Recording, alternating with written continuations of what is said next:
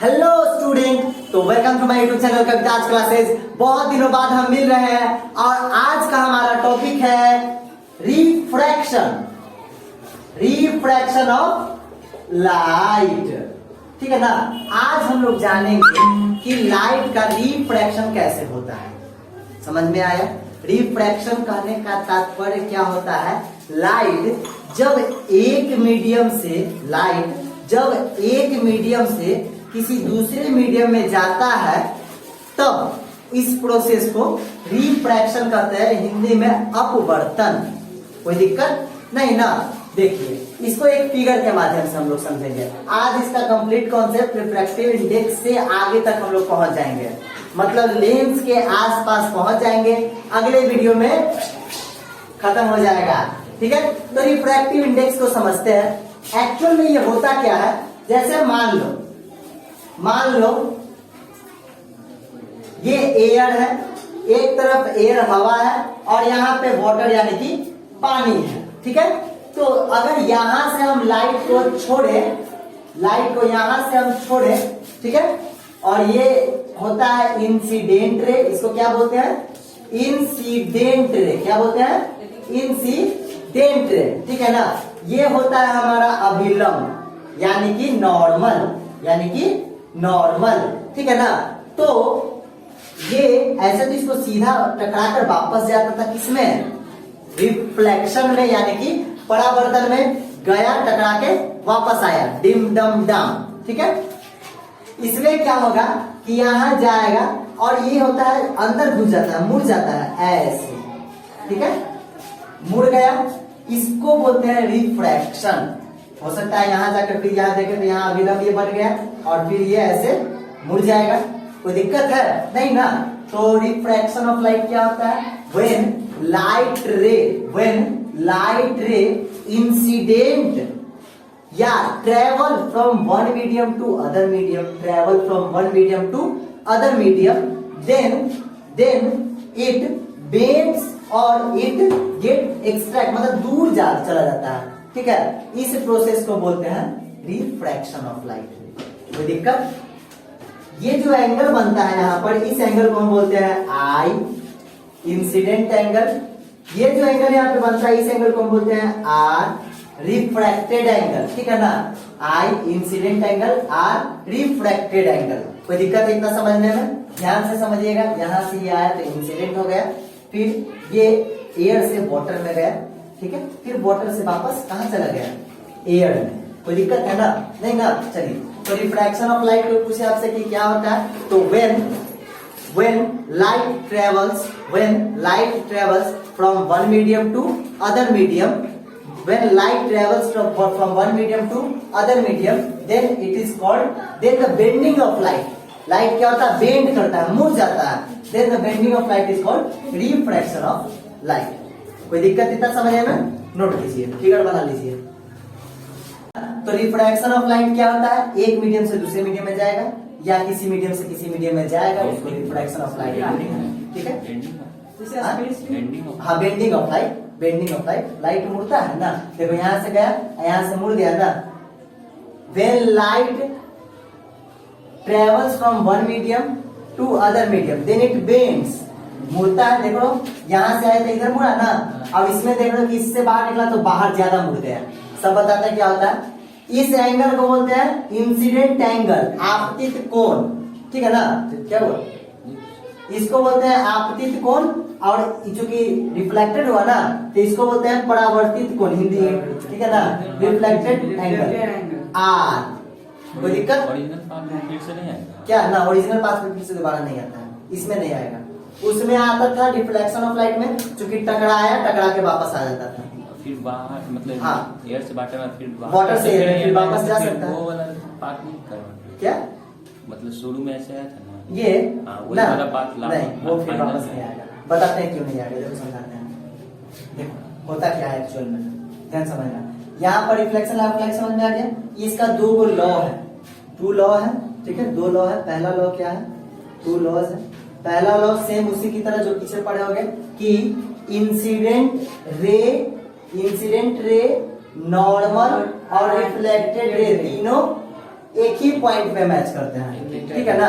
एक ही पॉइंट पे मैच किया ना, या एक ही पाथ पे, देखो तो रास्ता तो यही ना, एक ही पॉइंट पे मैच करती है। फर्स्ट लॉ है।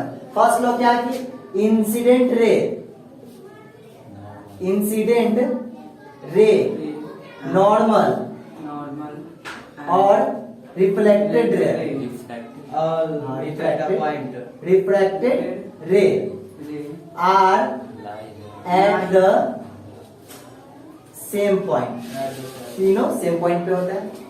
सेकेंड इंपॉर्टेंट है साइन आई बटा sine R is equal to mu. Mu यहाँ पे कांस्टेंट है, ठीक है, एक कांस्टेंट। क्या? हाँ, इसी को स्नेल लॉ भी बोलते हैं, आगे बताते हैं। ये होता क्या है, मतलब आई और आर का रेशियो किसके साथ, साइन के साथ। साइन के साथ क्या, साइन एंगल लिया जाता है, साइन लिखा जाता है। इसका प्रूफ आगे है इसका प्रूफ, क्लास 12 में हम लोग पढ़ेंगे ना, तो इसका प्रूफ है, ठीक है ना। चलो देखो, इतना समझ में आया ना, ध्यान से देखो उसको। चलो देखो, तो सेकंड फर्स्ट लॉ क्या है कि सबका सब एक पॉइंट पे होता है, ध्यान से समझोगे तुम भी, 10th का है। और सेकंड लॉ क्या होता है, जो भी एंगल होता है ये और ये, इसका जब साइन लेते हैं ना, मतलब साइन आई बटा साइन आर, वो कांस्टेंट आता है, ठीक है ना। ये लिए थे स्नेल, ठीक है ना। स्नेल लॉ भी इसको बोलते हैं, सेकंड लॉ याद रखना। सेकंड लॉ क्या बोलते हैं, स्नेल लॉ भी बोला जाता है। क्यों बोला जाता है, देखो इन्होंने साइन के साथ लिया था, मतलब देखा ना कि दोनों का साइन करके देखते हैं, साइन आई लिए साइन आर लिए, और दोनों का वैल्यू कांस्टेंट, मतलब हर बार सेम आ जा रहा था, हर बार। हाँ, साइन के साथ ले तो हर बार सेम आ रहा था, तो बोल क्या दिए कि हाँ साइन आई बटा साइन आर क्या हो जाएगा, कांस्टेंट होगा। ये सेकंड लॉ इसी का नाम दे दिया। कोई भी एंगल, हाँ कोई भी एंगल रखेंगे ना, तो यहाँ पे जोड़े यहाँ पे जोड़े, जो भी रखेंगे आंसर यहाँ पर सेम ही आएगा, हर बार कांस्टेंट आएगा, कोई दिक्कत। चलो, ये दो लॉ था, इसको स्नेल लॉ भी कहा जाता है। अब आगे बढ़ते हैं, लेंस सेकंड चैप्टर में है जी। हाँ, इसी में। हाँ, चलो अब याद क्या करना है, देखो ध्यान से, ये जो लिखे थे अभी, साइन आई बटा साइन आर बराबर क्या लिखे थे, म्यू कांस्टेंट। इसी म्यू को रिफ्रैक्टिव इंडेक्स भी बोला जाता है। क्या बोलते हैं, रिफ्रैक्टिव इंडेक्स। आगे इसका दूसरा डेफिनेशन भी मिलेगा हम लोग को, लेकिन अभी जानो कि इसको रिफ्रैक्टिव इंडेक्स भी बोलते हैं, कोई दिक्कत है। हाँ, अब एक चीज यहाँ से ऑब्जेक्टिव क्वेश्चन, चूंकि सीबीएसई और बिहार दोनों ऑब्जेक्टिव है, तो ऑब्जेक्टिव क्वेश्चन में बहुत इंपॉर्टेंट पॉइंट क्या आता है, whenever a light ray enters from a rear medium, इसको रेयर बोलेंगे, रेयर मतलब खाली वाला, अरे हवा क्या ज्यादातर खाली रहता है। टू डेंसर मतलब खाली, विरल माध्यम से सघन माध्यम है, ये सघन हो गया भरा हुआ, और ये इससे तो हल्का ही है ना हवा। तो जब रेयर मीडियम से डेंसर मीडियम में जाता है, तो जो नॉर्मल रहता है, नॉर्मल यहाँ पर है, नॉर्मल के तरफ मुड़ जाएगा, नॉर्मल, हाँ नॉर्मल के बगले में रहेगा। और जैसे ही डेंसर से रेयर में जाएगा, नॉर्मल से काफी दूर हट जाएगा। कोई दिक्कत है क्या? लाइट का स्पीड की बात कर रहे हैं, जैसे मान लाइट यहाँ से गया ना, तो एयर में लाइट का स्पीड जानते हो ज्यादा रहता है, कितना होता है, 3 × 10⁸ मीटर पर सेकंड। ये एयर में, वाटर में कम होता है, वाटर में 2,25,000 हाँ, 2 × 10⁸ या 6, ठीक है। और ये ग्लास में उससे भी कम हो जाता है, ठीक है। ग्लास में 2 लाख शायद रहता है, रिफ्रैक्टिव इंडेक्स, वो रिफ्रैक्टिव इंडेक्स सबसे ज्यादा डायमंड होता है। याद रखना ना, सबसे सिंपल तरीका क्या है, रेयर मीडियम ये है, ठीक है, ये हो गया डेंसर मीडियम, ठीक है ना। तो रेयर से डेंसर में इंटर करेगा तो मतलब मुड़ जाएगा, बगल में आ जाएगा, और जैसे ही डेंसर से रेयर में जाएगा, हाँ स्पीड भी घटेगा। जैसे ही डेंसर से रेयर में जाएगा क्या होगा, अविलंब से बहुत दूर भाग जाएगा एकाएक, ठीक है ना। क्वेश्चन ऐसे दे देगा, लाइट रे मीडियम, ऐसे नहीं समझ सकते हो, अरे तो आसान चीज है। हवा क्या हो गया, रेयर करने का मतलब है खाली जगह, जैसे ना बोलते हैं कितना रेयर एरिया है, रेयर एरिया, डेंसर एरिया। क्या, ऑयल से ग्लास में कम, ये रेयर हो जाएगा, ग्लास सॉरी डेंसर। सेकंड ऐसे ऊपर नीचे हो सकता है। हाँ हाँ, ये याद रखना बस, ये कहीं भी रहे उससे कोई मतलब नहीं है, ठीक है ना। बस याद रखना क्या कि रेयर से डेंसर में जाएगा तो मुड़ जाएगा, और डेंसर से रेयर में जाएगा तो अभिनव जो नॉर्मल है उससे दूर भागेगा। स्पीड बढ़ेगा। हाँ बस यही, इसमें स्पीड घट जाएगा, यहाँ पे स्पीड बढ़ जाएगा। क्लियर है? चलो इतना हो गया ना। हाँ अब एक और इम्पोर्टेंट बात नोट करने वाला क्या है, जो अभी बता ना कि म्यू को क्या बोलते हैं, रिफ्रैक्टिव इंडेक्स बोलते हैं। रिफ्रैक्टिव इंडेक्स ये कांस्टेंट होता है, इसका ना रिलेशन है स्पीड ऑफ लाइट के साथ, ठीक है ना। स्पीड ऑफ लाइट के साथ रिलेशन क्या है, देखो रिफ्रैक्टिव इंडेक्स बराबर होता है सी, एक मिनट यहाँ लिख देते हैं, speed of light in vacuum बटा speed of light in medium. मतलब किसी भी चीज का अगर रिफ्रैक्टिव इंडेक्स पूछे तब पहले वैक्यूम का रिफ्रैक्टिव इंडेक्स ऊपर रख देना है, क्या होता है 3 × 10⁸, और उस मीडियम में लाइट का जो स्पीड होगा, तो कैसा लोहा है या पानी है या ग्लास है, वो नीचे रख देंगे तो हम लोग को क्या मिल जाएगा, रिफ्रैक्टिव इंडेक्स। ये कब यूज करते हैं, जब एंगल लग दिया रहे तब। अब मान लो तो हमको आई और आर पता नहीं है तब ये लगा देंगे, कोई दिक्कत। इसको रिफ्रैक्टिव इंडेक्स को एन लिखा हुआ है यहाँ पर, एन भी लिख सकते हैं, ठीक है ना। ये म्यू लिखो या एन, म्यू भी चलता है, म्यू उसके लिए कांस्टेंट के लिए, यहाँ पर एन भी लिख सकते हैं, इसको एन, ठीक है ना। ये हो जाएगा तुम्हारा, ये क्या है सी, स्पीड ऑफ लाइट वैक्यूम में क्या लिख सकते हैं, हाँ दोनों लिख सकते हैं। यहाँ पे लिखा हुआ है, ठीक है, म्यू उसके लिए वैलिड हो गई, रिफ्रैक्टिव इंडेक्स वो फार्मूला के लिए, ठीक है ना। यहाँ पर स्पीड ऑफ लाइट क्या होता है सी बटा speed of light in medium को मान लेते हैं वी लिख दिए। इसमें कौन सा मीडियम है क्या, इसमें कोई भी मीडियम रह सकता है, नहीं रेयर इससे तो रेयर ही रहेगा, इससे डेंसर रहेगा, सॉरी अरे वैक्यूम से डेंसी ना कोई मीडियम रहेगा। वहाँ भी एयर वहाँ पर है ना, हाँ वो वाला लेंगे तो दोनों कट है तो वन आ जाएगा। हाँ दोनों कटेगा तो वन आ जाएगा, ठीक है। वन किसका? हाँ तो याद रखना क्या, स्पीड ऑफ ये refractive index of light, vacuum में रिफ्रैक्टिव इंडेक्स कितना होता है 1। इसका चूंकि ये कांस्टेंट है ना, इसका कोई यूनिट नहीं होता है, कोई दिक्कत इतना में समझ में आया ना। ये इस क्वेश्चन आता है, जैसे क्वेश्चन लेते हैं अगर, हाँ अरे ऑफ, देखो दे दिया है क्या, एंगल दे दिया है, आई का मान दे दिया, यहाँ पर एक क्वेश्चन ले लेते हैं, रुक जाओ इसको फिगर को निकाल दें।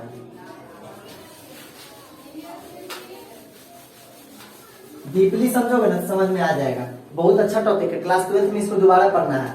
एंगल दे दिया है, एंगल आई दे दिया है हमको 37 डिग्री, और एंगल आर दे दिया है हमको 24 डिग्री, ठीक है, 37 डिग्री और 24 degree.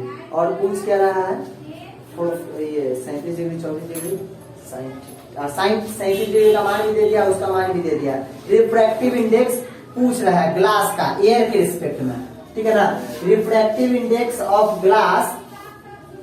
Glass with respect to किसके, एयर के रिस्पेक्ट में, ठीक है। तो जिसका पूछेगा उसका पहले लिखते हैं नाम, याद रखना, और जिसमें निकालना है उसका बाद में। तो फॉर्मूला सिंपल हम लोग जानते हैं, साइन आई बटा साइन आर, यहाँ चूंकि एंगल दिया हुआ है, साइन आई बटा साइन आर एंगल दिया हुआ है ना, देख लो साइन आई कितना है 37 डिग्री, तो साइन 37 डिग्री बटा साइन आर 24 डिग्री। यहाँ पर मान दिया हुआ साइन 37 का मान दिया हुआ 0.60 और इसका दिया हुआ 0.40, तो कट क्या आ जाएगा, कट गया 0 से 0, 4 एकम 4, 4 5 20 हो गया। कोई दिक्कत है नहीं ना, समझ में आएगा कैसे निकालते हैं। रिफ्रैक्टिव इंडेक्स बहुत इंपॉर्टेंट पॉइंट आता है, तुमसे ज्यादा सवाल आता है क्या, रिफ्रैक्टिव इंडेक्स ऑफ डायमंड, सबसे ज्यादा रिफ्रैक्टिव इंडेक्स किसका होता है, तो डायमंड का होता है। डायमंड का होता है कितना 2.42।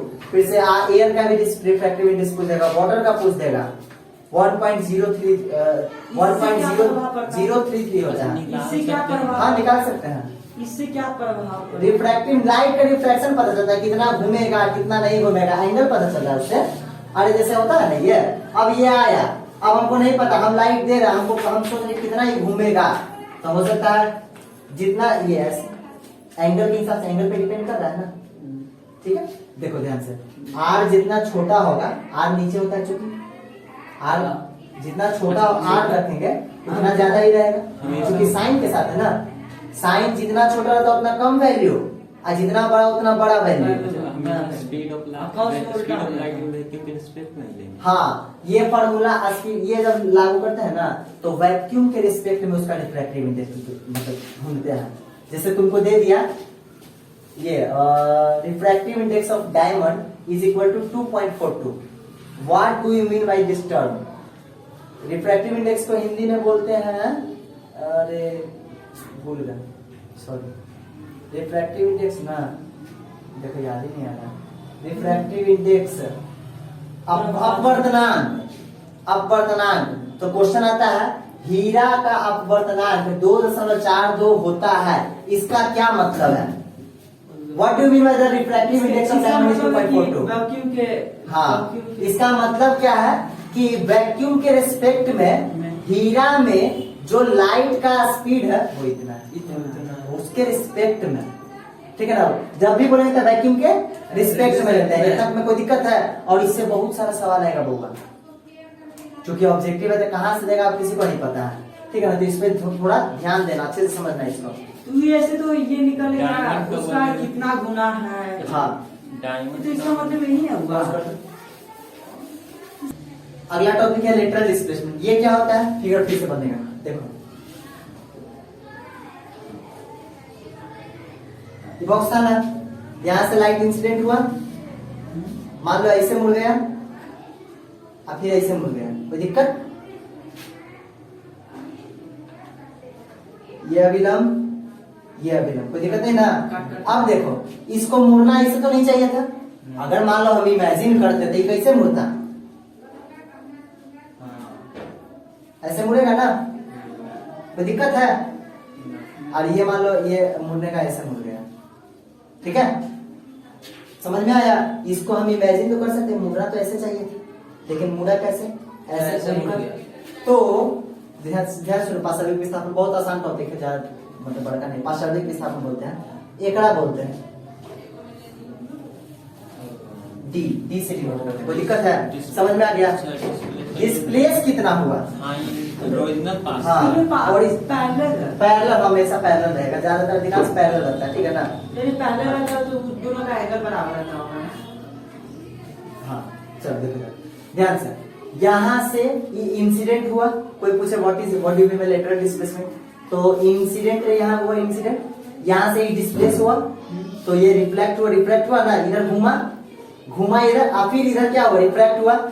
तब पहिलका वाला रिफ्रैक्शन इधर हुआ, दूसरा वाला इधर हुआ, तो दूसरा वाला रिफ्रैक्शन, ये जो रिफ्रैक्ट हुआ और उसका, अच्छा ये तो इमेजिनरी, इसके लिए तो ये इंसिडेंट था, इसके लिए ये तो इंसिडेंट हुआ ना, लेकिन इंसिडेंट ये यहाँ ना पर यहाँ होना चाहिए था इसको। अगर सीधा जाता लाइट एकदम ऐसे आता तो इंसिडेंट तो इसको ऐसे ही होना चाहिए था। तो इंसिडेंट, ये इंसिडेंट रे हो गया और ये रिफ्लेक्टेड रे हो गया, दोनों के परपेंडिकुलर डिस्टेंस को lateral displacement. Perpendicular distance between incident ray from medium to reflected ray of that medium, इसी का ना रिफ्लेक्टेड रे है, इज नोन एज ये लेटरल डिस्प्लेसमेंट। हाँ, ओरिजिनल पाथ को जो फॉलो करता, ये तो ओरिजिनल पाथ इसका यही ना है, उसी को बोलते हैं लेटरल डिस्प्लेसमेंट। कोई दिक्कत है? नहीं ना। ध्यान से बारीकी से समझना, ये सब आता है क्वेश्चन, ठीक है? क्या इसमें कंफ्यूज हो गया? आज कहने का मतलब है यहाँ से जो ये इधर रिफ्लेक्ट हुआ ना, जैसे मान लो जिस मीडियम से आया, सुनो, जिस मीडियम से आया उसी मीडियम में वापस जाते वक्त जो एक्चुअल में लाइन गया है, एक्चुअल में लाइन तो यही गया, क्या लाइन एक्चुअल में जाता, उन दोनों के बीच के डिस्टेंस का। जैसे इसको आया, मान लो ये ऐसे था, तो ये तो चुपचाप ऐसे आ जाना चाहिए था, लेकिन ये ऐसे ना जाके ऐसे मुड़ गया, ठीक है? ऐसे ना जाके, यहाँ से मान लो ऐसे ना जाके ये यहाँ से ऐसे मुड़ गया और ये यहाँ से ऐसे मुड़ गया, कोई दिक्कत है? नहीं ना। और ये इसको हम बोल देंगे क्या? पार्श्विक विस्थापन, यानी कि लेटरल डिस्प्लेसमेंट। हम डिस्प्लेसमेंट मीटर ही होगा, कोई दिक्कत? चलो हो गया। क्वेश्चन है यहाँ पर, बहुत अच्छा क्वेश्चन है, देखो ध्यान से सुनो, क्वेश्चन ही बनाना मेन इंपॉर्टेंट रखना। रिफ्रैक्टिव, इससे क्वेश्चन नहीं आता उतना, ये तुमसे नहीं पूछेगा उतना ज्यादा, बस हाँ जानना जरूरी है, कभी पूछ दिया तो। देखो क्वेश्चन है, A ray of light traveling from air's inter a liquid at an angle of 45 degree, कहाँ से आ रहा है? एयर से आ रहा है, किसमें जा रहा है? लिक्विड में जा रहा है। लिक्विड बॉटल ले सकते हैं लेकिन बोला नहीं है, छोड़ देते हैं, ठीक है। हाँ, उसके बाद बोल रहा है क्या, if the corresponding angle of reflection is 30 degree, find out the refractive index of liquid with respect to air. एक मिनट, एक और एंगल दिया हुआ है, आई दिया हुआ है 45 डिग्री, ये आई होगा हम लोग जानते हैं, 45 डिग्री ये दे दिया, और ये हमको दे दिया कितना, 30 डिग्री, कितना दे दिया? 30 डिग्री। अब हमसे पूछ रहा है refractive index of liquid with respect to air, यानी कि refractive index of liquid with respect to air, sine A बेटा साइन आई और आर दोनों का मान दिया हुआ है, कोई दिक्कत? साइन 45 है, अरे साइन 45 है बटा साइन 30, साइन 45 कितना होता है? 1/2, और ये होता है 1/2, ये कटेगा, √2 ऊपर चल गया, √2 का मतलब 1.4 हो गया। ऐसे भी हम लोग सब जानते हैं कितना ही होता है एयर के रिस्पेक्ट में वाटर का रिफ्रैक्टिव इंडेक्स लगभग इतना आता है, 1.33 आता है, कोई दिक्कत? निकल जाएगा। और क्वेश्चन देख लो, इसमें लेटरल डिस्प्लेसमेंट पूछ सकते हैं? नहीं पूछेगा नहीं, क्योंकि हमको ये नहीं पता है। लेटरल डिस्प्लेसमेंट निकालने के लिए क्या क्या चाहिए? निकालने के लिए पहले तो ये डिस्टेंस है इसका, क्या ये डिस्टेंस है ना, तो हम साइन थीटा लगा के निकाल सकते हैं। ये वाला एंगल अगर देखा जाए तो यहाँ से इसे खींच लेंगे, और ये पता चल जाएगा यहाँ से 30 है, इसका डिस्टेंस पता करना चाहिए कितना दूर तक ट्रेवल किया है। अब ये दोनों पता करता है, परपेंडिकुलर 30 डिग्री निकाल देंगे, क्योंकि परपेंडिकुलर तो 90 डिग्री का एंगल बनवे करेगा, ठीक है। चलो देखो एक और क्वेश्चन है, अच्छा क्वेश्चन इस बार है, light enters from air to glass, air से किसमें गया इस बार? ग्लास में गया, प्लेट हैविंग रिफ्रैक्टिव इंडेक्स 1.50, मतलब उसका ये ग्लास प्लेट है ना, उसका रिफ्रैक्टिव इंडेक्स दे दिया 1.50, रिफ्रैक्टिव इंडेक्स दे दिया तुमको 1.50 ग्लास का, ठीक है ना। Speed of light, what is the speed of light in the glass, glass का में लाइट का स्पीड कितना होगा ये हमसे पूछ रहा है। इतना बड़ा C/V ले लेंगे, अभी तो हमको पता है कि कितना होता है, 3 बड़े, ये V का भी लिखा है, और ये पता है, निकल जाएगा आराम से, कोई दिक्कत? इसी तरह का क्वेश्चन है, सेम अगला क्वेश्चन भी यही है, the refractive index of dense flint glass is दे दिया है, alcohol is night, what is the refractive index glass with respect to alcohol. ये भी आसान है, देखो ध्यान से बहुत, इसमें क्या किया है ना, इस वाला क्वेश्चन थोड़ा चेंज है, क्वेश्चन थोड़ा चेंज किया है, ध्यान से सुनो सर। हाँ बोलो। हम अगर उसके डिस्टेंस को वो लेटरल डिस्प्लेसमेंट को निकालना होगा, तो वो वाला जो मूरा जो ये वाला एंगल जो आया रिफ्लेक्टेड रे, उसका जब जो ट्रेवल किया उस वैक्यूम में, तो उसके अलोंग उसका डिस्प्लेसमेंट नहीं निकाल सकते? उसी के अलोंग निकाल लेंगे उसका डिस्प्लेसमेंट, ये पता चल जाएगा ना, ये पता चल गया तो काम हो गया, क्योंकि जहाँ जो डिस्टेंस यहाँ होगा वही डिस्टेंस यहाँ होगा, क्योंकि पैरेलल जा रहा है। हाँ कैसे भी लगा सकते हो, एंगल के हिसाब से लगा सकते हैं, वो वेक्टर भी यहाँ पर लगा सकते हैं, वेक्टर वही तो कंपोनेंट तोड़ के भी बन जाएगा, कोशिश करना। अभी हम आगे बढ़ते, देखो क्वेश्चन, ये क्वेश्चन बहुत अच्छा है, लेटरल डिस्प्लेसमेंट नहीं कोई फॉर्मूला नहीं है, नहीं क्वेश्चन नहीं आता है, ठीक है ना। देखो क्वेश्चन एक है, बहुत अच्छा क्वेश्चन है, the refractive index of dense flint glass, कोई डेंस फ्लिंट ग्लास है, डी से डिनोट कर देते हैं, इसका रिफ्रैक्टिव इंडेक्स दे दिया तुमको 1.65, and for alcohol it is 1.36 with respect to air. Air का, अल्कोहल का, किसका है? अल्कोहल का है कितना? 1.36। What is the refractive index of dense flint glass with respect to alcohol? देखो इसका रिस्पेक्ट एयर के रिस्पेक्ट में दे दिया है, और इसको एयर के रिस्पेक्ट में दे दिया है। हमसे पूछ रहा है ना, ये हमसे ये पूछना, कुछ समझ में आ गया सवाल?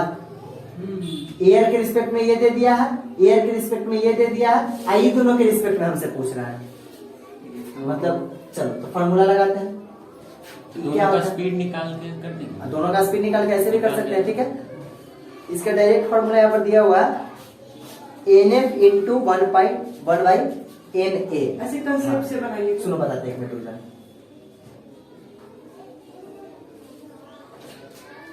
ठीक है, ये आगे मतलब इसका बोल रहा है, हाँ ये दोनों का डिवाइड कर देना बस, इसको इसका रेशियो, तो दोनों के देखो ना, ए कट जाएगा, यहाँ से भी पता चल रहा है ए कट जाएगा। अब वैसे स्पीड निकाल के स्पीड निकाल के एनडी कितना दिया हुआ है 1.65 दिया हुआ है, और ये 1.36 दिया हुआ है, तो दोनों का स्पीड का रेशियो निकालेंगे। दोनों की आ जाएगा 1.21। जिसके दोनों का स्पीड का रेशियो जब देखो, जब दो अलग अलग दिया रहा है एयर के रिस्पेक्ट में, हमसे पूछे कि इसका इसके रिस्पेक्ट में निकालिए, जिसके रेशियो में निकालना वो नीचे, जिसका निकालना है वो ऊपर, ठीक है। ये क्वेश्चन आता है इससे, एक एयर के रिस्पेक्ट में दे दिया एक का, एयर के रिस्पेक्ट में दे दिया दूसरे का। अभी दोनों का रिस्पेक्ट पूछ रहा है कि इसके रिस्पेक्ट में इसका कितना होगा, या पूछ देता है इसके रिस्पेक्ट में इसका कितना रिफ्रैक्टिव इंडेक्स होगा, तो दोनों का रेशियो, इसका जो रिफ्रैक्टिव इंडेक्स है वो, इसका जो रिफ्रैक्टिव इंडेक्स है वो, दोनों के रेशियो का निकाल देंगे, आंसर पता चल जाएगा। ऐसे भी समझ सकते हो, हमसे मान लो यहाँ बोला कि ये ग्लास का अल्कोहल के रिस्पेक्ट में निकालिए, तो जिसके रिस्पेक्ट में निकालेंगे उसको हमेशा नीचे रखते हैं। अरे जिसके औसत निकालना रहता था, मान लो तो 500 के रेस्पेक्ट में निकालते थे नंबर, उसी से समझो ना, तो 500 नीचे रखते थे, और जितना टोटल आया वो ऊपर, तो यार टोटल मेरा ये आया, और रिस्पेक्ट इसके रिस्पेक्ट में पूछ सकते हैं, नीचे रख देंगे। ये के रिस्पेक्ट से जैसे डिफरेंशिएशन में किसके रिस्पेक्ट में करना है, ठीक है ना, इसमें कोई दिक्कत है? इतना तरह के सवाल आएगा रिफ्रैक्टिव इंडेक्स से, ठीक है ना। चलो अब ये दिखाते हैं, इतना तक समझ में आया ना, पॉज कर दो थोड़ा, ठीक है ना। तो न्यूमेरिकल इंपॉर्टेंट हो गया। न्यूमेरिकल देखो, न्यूमेरिकल इंपॉर्टेंट होता है सही में एक्चुअल में, जब क्लास 12 में 11th में जाओगे ना, तब देखोगे ना न्यूमेरिकल, तक खजुआए लोगोगे माथा, तुमको नहीं समझ में आएगा कि क्या किया है, करता कुछ नहीं है। सारा जो 9वां 8वां 7वां इस में बनाते हैं ना, सबका सब वही काम करता है। 9th क्लास का न्यूमेरिकल अगर कोई बच्चा बना लिया पूरा का पूरा 9वें में, तो उसको 11th में एक इतनी सा भी दिक्कत नहीं होगा, ये बात जान लो। 9वां क्लास इतना इंपॉर्टेंट है ना, और 10वां बना लिया तो 12th निकल गया। हम लोग बोलते हैं ना, सब एक दूसरे से रिलेटेड होता है, खास करके न्यूमेरिकल। और न्यूमेरिकल अधिकांश टीचर लोग नहीं बता पाते हैं, बताइए नहीं करते हैं। वो मतलब वो सोचते हैं क्या कि एग्जाम पास करवाना है, उनका भी सोचना सही है। एग्जाम में चूंकि न्यूमेरिकल पूछता नहीं, बोर्ड का भी गलती है, न्यूमेरिकल ज्यादा मात्रा में पूछे। अब IIT जेईई सब आता है, या कोई भी तरह का एग्जाम होता है ना, कोई भी एग्जाम हो, NDA एयरफोर्स कुछ भी हो, तो न्यूमेरिकल ज्यादातर आता है। फिजिक्स में न्यूमेरिकल है, या फिजिक्स में न्यूमेरिकल हमारा आ ही नहीं रहा है, तो कौन काम के, ठीक है ना। चलो अब आगे बढ़ते हैं। तो अब अभी हम लोग प्लेन मिरर के थ्रू पढ़ लिए, समझो तो एक तरह से रिफ्रैक्शन ई प्लेन है ना था। अब पढ़ेंगे स्फेरिकल, स्फेरिकल लेंस के हिसाब से। लेंस किसको बोलते हैं? दोनों साइड से घिरा हुआ हो, पारदर्शक। पारदर्शक किसको बोलते हैं?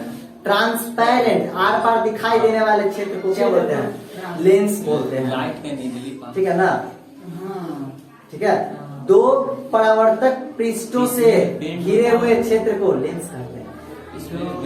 हाँ ठीक है ना। स्फेरिकल लेंस दो तरीके का होता है, देखो ध्यान से। लेंस यहाँ पर लिखा हुआ है, an opaque material can't be. हाँ, एक क्वेश्चन यहाँ से आता है क्या कि लेंस बनाने के लिए इसमें से किसका यूज होगा? हाँ ओपेक हो गया। मिरर पीछे वाला नहीं ना, वहां पर थोड़ी जाता है। मिरर के सामने खड़ा होगा तो तुम्हारा इमेज बनेगा नहीं। ओपेक पहचानने का सबसे, ओपेक समझते हो ना, अपारदर्शी, तो उसको पहचानने का सबसे अच्छा तरीका क्या है कि तुम्हारा फोटो नहीं बनेगा, सॉरी तुम्हारा इमेज बनेगा। लाइट पास बना तो समझो कि ओपेक है, नहीं बना तो नहीं है। जैसे हम लोग का इमेज बनता है ना, हम लोग ओपेक है, ठीक है, शैडो बनता है ना हम लोग का, तो हम लोग ओपेक है, ठीक है। चलो अब लेंस की बात करते हैं। A lens is a piece of any transparent material bounded by two curved surface और by one curve and one plane surface. Lens क्या होता है? दो कर्व सरफेस से घिरे हुए क्षेत्र को लेंस कहते हैं। बिल्कुल ऐसे ये लेंस है, ठीक है, ये लेंस है। एक कनकेव लेंस है और एक कन्वेक्स लेंस है। इसको बोलते हैं कनकेव, और इसको बोलते हैं कन्वेक्स। इसमें भी सेम चीज कहने का मतलब क्या है?